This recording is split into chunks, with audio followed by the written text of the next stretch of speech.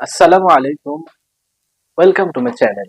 প্রিয় শিক্ষার্থীরা, তোমরা ভিডিওটির থাম্বনেল ও টাইটেল দেখে বুঝে গেছো আজকে আমরা কোন বিষয় সম্পর্কে আলোচনা করতে যাচ্ছি। তাহলে অবশ্যই তোমরা খাতা কলম নিয়ে ভিডিওটি দেখবা এবং যেভাবে যে টেকনিকগুলো এবং যে উপায়গুলো আজকে আমরা বলবো প্যারাগ্রাফ সম্পর্কে, সেই বিষয়গুলো তোমরা খাতায় নোট করে রাখবা, যেন পরবর্তীতে প্যারাগ্রাফ নিয়ে আর কোনো তোমাদের টেনশন করতে না হয়। এই জন্য প্রিয় শিক্ষার্থীরা, আমরা আজকে আলোচনা করব কিভাবে একটা সুন্দর ফরম্যাটের সাহায্যে প্যারাগ্রাফ লিখতে পারি, সেটা যে কোনো প্যারাগ্রাফেই হোক না কেন। তাই ভিডিওটি স্কিপ না করে শুরু থেকে শেষ পর্যন্ত দেখার অনুরোধ রইল এবং যে উপায়গুলো, যে বিষয়গুলো আজকে আমি উপস্থাপন করব, সেই বিষয়গুলো তোমার খাতাতে লিখে নিতে ভুলবা না। যারা তোমরা আমার এই ভিডিওটি আমার ফেসবুক পেজ থেকে দেখতেছো, অবশ্যই পেজটি ফলো করে দিবা এবং যারা আমার ইউটিউব চ্যানেল থেকে দেখতেছো, অবশ্যই চ্যানেলটি সাবস্ক্রাইব করে দেবা। Let's start our class. পড়াশোনার এক নতুন প্ল্যাটফর্ম আপডেট স্টাডি সঙ্গে প্রিয় শিক্ষার্থীরা, এখন আমরা প্যারাগ্রাফ সম্পর্কে আলোচনা করব এবং আমি আমার এই ভিডিওতে প্যারাগ্রাফের দুইটা সাইড নিয়ে আলোচনা করব। একটা হচ্ছে ব্যাড সাইড প্যারাগ্রাফ এবং এরপর দেখাবো গুড সাইড প্যারাগ্রাফ। আসলে যারা একদম সময় কম, যাদের মনে থাকে না, আসলে তাদের জন্য প্যারাগ্রাফটা তৈরি করা। ভালো মার্ক পেতে হলে অবশ্যই প্রতিটি প্যারাগ্রাফের জন্য আলাদা আলাদা প্যারাগ্রাফের যে তোমাদের বিষয়গুলো আছে, এগুলো একটু মনে রাখতে হবে। এই বিষয়গুলো আমার এই যে প্যারাগ্রাফে আমি এখানে যে ফরম্যাটটা দিয়েছি, এই ফরম্যাটের সাথে প্রতিটি যে বিষয় আছে আলাদা আলাদা বিষয়, এই আলাদা আলাদা বিষয় সম্পর্কে 4 থেকে 5টি সেন্টেন্স তোমাদের অবশ্যই ইনক্লুড করতে হবে যদি তোমরা ভালো মার্ক পেতে চাও। এজন্য অবশ্যই আমার এই প্যারাগ্রাফের যে আমি ফরম্যাটটা দিলাম, ফরম্যাটটা তোমরা অনুসরণ করবা এবং এর পাশাপাশি প্রত্যেকটি প্যারাগ্রাফ, যেমন কথা মনে করে এখানে লোডশেডিং আছে, আর্সেনিক প্রবলেম আছে, ট্রাফিক জ্যাম আছে, যেমন এগুলো যদি কোনো একটা থাকে, ট্রাফিক জ্যাম সম্পর্কে মনে করে আসলো, তোমার ট্রাফিক জ্যাম সম্পর্কে অতিরিক্ত আর আমি এই ফরম্যাট দিয়েছি, এ বাদ দিয়েও এ ব্যতিরেকেও আরো অতিরিক্ত 4 থেকে 5টা শুধু অনলি ফর ট্রাফিক জ্যাম সম্পর্কে লিখবা। তো আর কথা না বাড়ায় চলো আমরা শুরু করি আজকে আমাদের ক্লাস। তো প্রথমে দেখো ব্যাড সাইড প্যারাগ্রাফ বলতে যত আমাদের খারাপ দিকগুলো আছে, যত আমাদের প্রবলেমগুলো আছে, প্রবলেম সম্পর্কে আমরা এখন প্যারাগ্রাফ আলোচনা করব। তো প্রবলেমগুলো কি কি হতে পারে? Load shedding, arsenic problem, traffic jam, unfairness in exam hall, dowry in Bangladesh, environment pollution, eve teasing in Bangladesh, water pollution, drug addiction, deforestation, gender discrimination, danger of smoking and last devastating cyclone. এবং এর বাদ দিয়েও আরো অনেক প্রবলেম যা আছে, যে কোনো প্রবলেম সম্পর্কে তোমাদের পরীক্ষায় প্যারাগ্রাফ আসলে তোমরা জাস্ট এই ফরম্যাটটা অনুসরণ করবা এবং ওই বিষয় সম্পর্কে অতিরিক্ত 4 থেকে 5 লাইন লিখলে মোটামুটি তোমরা একটা স্ট্যান্ডার্ড মার্ক পরীক্ষায় পেয়ে যাবা। তো প্রথম দেখো আমি শুরু করতেছি। এখানে প্রথম লাইনটা হচ্ছে Bangladesh is a very small country. Bangladesh খুব একটা ছোট দেশ। There is many problem in our country. আমাদের দেশে অনেক সমস্যা রয়েছে। এখন তারপর লিখবো আমরা যে নেম অফ প্রবলেম, সমস্যার নাম। তো মনে করো লোডশেডিং সম্পর্কে চলে আসছে প্যারাগ্রাফ। এখন তোমরা যে এখানে লিখবা load shedding is one of burning question in Bangladesh. মানে লোডশেডিং হচ্ছে বাংলাদেশে একটা বর্তমান খুব আলোচিত একটা প্রশ্ন, বা বর্তমান খুব এই বিষয়টা নিয়ে সব সময় আলোচনা হচ্ছে, এই সমস্যাটা নিয়ে। It has become a great problem in our country. এটা আমাদের দেশের একটা সবচেয়ে গুরুত্বপূর্ণ বা মারাত্মক সমস্যা, বিকজ কারণ of certain reason and harmful effect which we are facing day by day. কারণ আমরা এটার যে ইফেক্টটা বা প্রভাবটা আমরা সম্মুখীন হচ্ছি প্রতিদিন, ডে বাই ডে আমরা এর সমস্যাটার সম্মুখীন হচ্ছে। এই জন্য বাংলাদেশের এটা একটা সবচেয়ে অন্যতম একটা সমস্যা। অ্যাজ এ রেজাল্ট, এর ফলে we are falling backwarded in both personal life and social life gradually. এর ফলে আমরা আমাদের যে ব্যক্তিগত জীবন এবং সামাজিক জীবনে পিছায় পড়তেছি এই সমস্যাটার কারণে। There are various causes of it. এটার অনেকগুলা, সমস্যাটার অনেকগুলো কারণ রয়েছে। ফার্স্টলি, প্রথমত, most of the people of our country are under educated. আমরা আমাদের দেশের অধিকাংশ মানুষ হচ্ছে অশিক্ষিত। অ্যান্ড আনকনসাস অফ, এখানে যে যদি আমরা লোডশেডিং সম্পর্কে লিখতে, লোডশেডিং লিখবো সমস্যার নাম। মানে বাংলাদেশের অধিকাংশ মানুষ হচ্ছে অশিক্ষিত এবং তারা অসচেতন লোডশেডিং সম্পর্কে। যদি থাকে প্লান্টেশন মানে ডিফরেস্টেশন, তখন লিখবো যে এখানে ডিফরেস্টেশন। এরপরে লাইনটা লিখতে পারি আমরা, we are not conscious of our act, আমরা আমাদের কাজ সম্পর্কে সচেতন নই। We can not differentiate between right and রং, আমরা ভালো এবং মন্দের মধ্যে পার্থক্য করতে জানি না। অ্যাজ এ রেজাল্ট, এর ফলে, যদি এখানে সমস্যাটার নাম লিখবো, যদি লোডশেডিং থেকে, load shedding has become more dangerous for us, মানে এর ফলে ওই যে সমস্যাটা আমাদের খুব মারাত্মক প্রভাব ধারণ করেছে। সেকেন্ডলি, দ্বিতীয়ত, our government is also responsible for this problem, আমাদের সরকারও এই সমস্যাটার জন্য দায়ী। There is no essential step to reduce, এখন সমস্যাটার নাম লিখবো লোডশেডিং, মানে there is no essential step to reduce load shedding, মানে এখানে কোনো কার্যকরী পদক্ষেপ গ্রহণ করা হয়নি এই সমস্যাটা সমাধানের জন্য। It is our political unrest which always makes us busy in some bogus activities. Essential steps in this case are not also active from the government body, মানে কার্যকর পদক্ষেপ গ্রহণ করা হয়নি সরকারের পক্ষ থেকে। There is a way, this is a way, এটা হচ্ছে একটা উপায়, our problem of লোডশেডিং বা যে প্রবলেমটা আসবে সেই প্রবলেমটার নাম লিখবো seem impossible to be solved, মানে এর কারণে আমাদের যে সমস্যাটা লোডশেডিং এর সমস্যাটা সমাধান করা আমাদের জন্য খুব অসম্ভব হয়ে উঠেছে। বাট কিন্তু the problem of load shedding is not out of solution, কিন্তু লোডশেডিং সমস্যাটা সমাধানের বাহিরে নয়। আমি এখানে তোমাদের লোডশেডিং দ্বারা এটা জাস্ট বোঝাচ্ছি।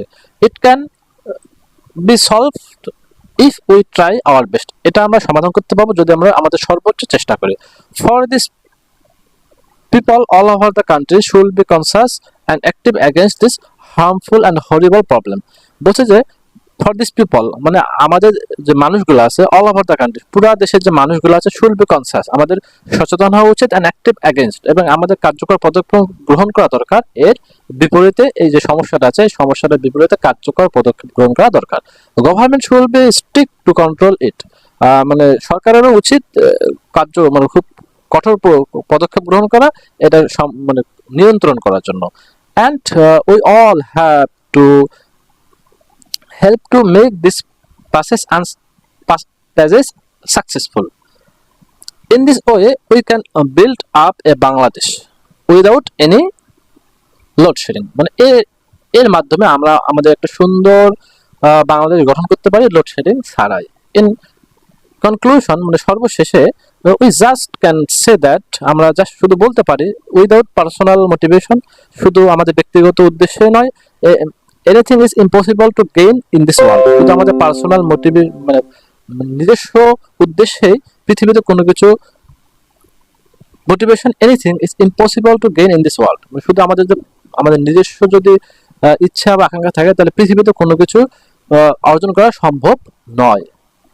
We should not blame others but us, আমরা অন্যকে দায়ী করবো না নিজেকে বাদ দিয়ে। আমরা এই সমস্যার জন্য অন্যকে শুধু দায়ী করতেছি এটা না, আমরা নিজেকেও দায়ী করব। এনিওয়ে, যাই হোক, load shedding should be stopped as soon as possible in order to give our next generation load shedding free country, বলছে যে এনিওয়ে, যাই হোক, লোডশেডিং শুড বি স্টপ, লোডশেডিংটা আমাদের বন্ধ করা উচিত as soon as possible, যত তাড়াতাড়ি সম্ভব, in order to give our next generation, আমাদের যে পরবর্তী প্রজন্ম আছে এদেরকে একটা লোডশেডিং মুক্ত দেশ উপহার দিতে আমাদের যত তাড়াতাড়ি সম্ভব আমাদের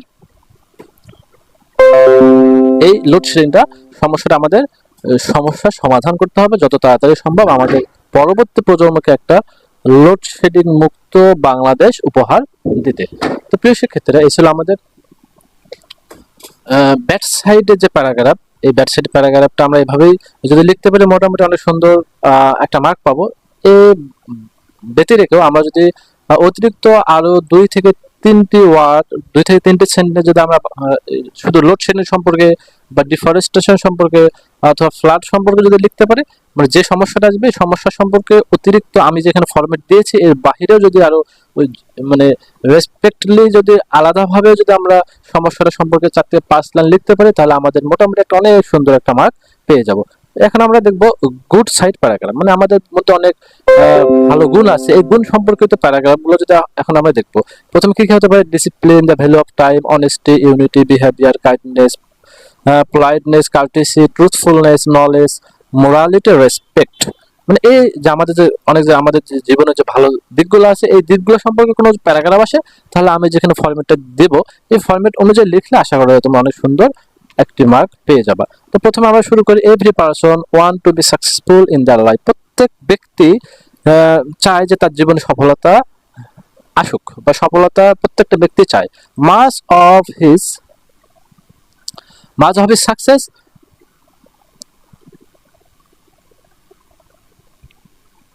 দেখো mass of his success depends on, যদি আমাদের যে প্যারাগ্রাফটার নাম দেওয়া থাকবে ওই প্যারাগ্রাফটা, মনে করো আমি এখানে দিলাম discipline. Mass of his success depends on discipline, তার এই সফলতা নির্ভর করে ডিসিপ্লিনের উপর, মানে সময়ানুবর্তিতা, মানে সময়ের কাজ সময় করে, এটার উপর তার এটা কি নির্ভর করে। এখন লিখবো discipline are vital element in human life and key to success. বলছে যে discipline are vital element in human life and key to success, বলতে আমাদের যে ডিসিপ্লিনটা হচ্ছে আমাদের একটা খুব গুরুত্বপূর্ণ উপাদান আমাদের জীবনে সফলতার জন্য।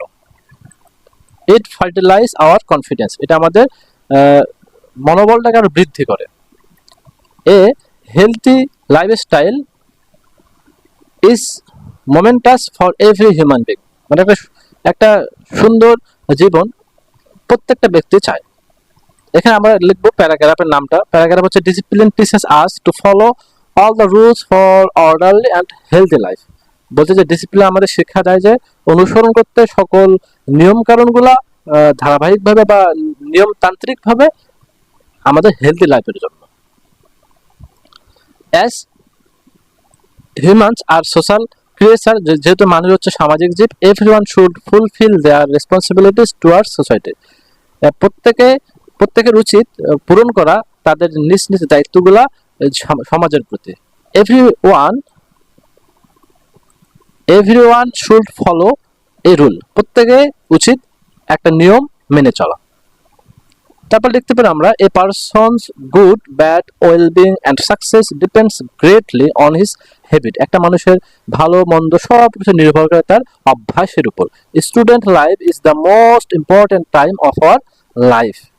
শিক্ষা মানে ছাত্র জীবনটা হচ্ছে আমাদের জীবনের সবচেয়ে গুরুত্বপূর্ণ সময়। During this time a student can acquire good qualities for his future.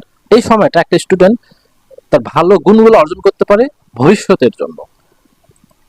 It was the main tool of success all great people.